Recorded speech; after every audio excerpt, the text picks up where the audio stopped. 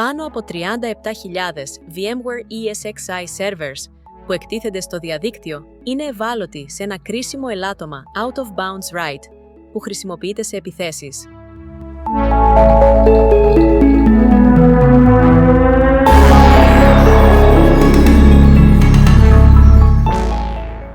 Αυτή η τεράστια έκθεση αποκαλύφθηκε από την πλατφόρμα παρακολούθησης απειλών The Shadow Server Foundation. Η Shadow Server αναφέρει τώρα ότι 37.000 servers εξακολουθούν να είναι ευάλωτοι, υποδεικνύοντας ότι 4.500 συσκευές διορθώθηκαν χθες. Η Broadcom προειδοποίησε τους πελάτες σχετικά με αυτό, μαζί με 2 άλλα ελαττώματα, ενημερώνοντας ότι και τα 3 υφίστανται εκμετάλλευση ως Zero Days σε επιθέσεις. Τα ελαττώματα στο VMware ESXi ανακαλύφθηκαν από το Microsoft Threat Intelligence Center, το οποίο παρατήρησε την εκμετάλλευσή τους σε επιθέσεις για μια άγνωστη περίοδο.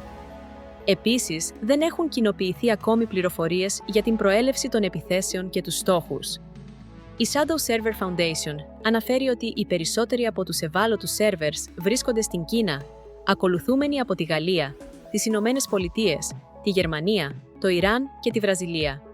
Ωστόσο, λόγω της ευρείας χρήσης του VMware ESXi, ενός δημοφιλούς hypervisor που χρησιμοποιείται για εικονικοποίηση σε εταιρικά περιβάλλοντα πληροφορικής για τη διαχείριση εικονικών μηχανών, ο αντίκτυπος των επιθέσεων είναι παγκόσμιος. Επί του παρόντος, δεν υπάρχουν λύσεις για αυτό το πρόβλημα. Ο προμηθευτής δημοσίευσε επίσης μία σελίδα συχνών ερωτήσεων για να μοιραστούν οι χρήστες πρόσθετες προτάσεις ενεργειών και λεπτομέρειες επιπτώσεων.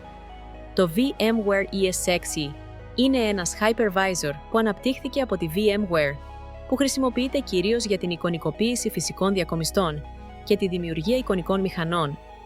Επιτρέπει στις επιχειρήσεις να εκτελούν πολλαπλά λειτουργικά συστήματα σε έναν ενιαίο φυσικό διακομιστή, διαχωρίζοντας πόρους όπως η CPU, η μνήμη, η αποθήκευση και η δικτύωση.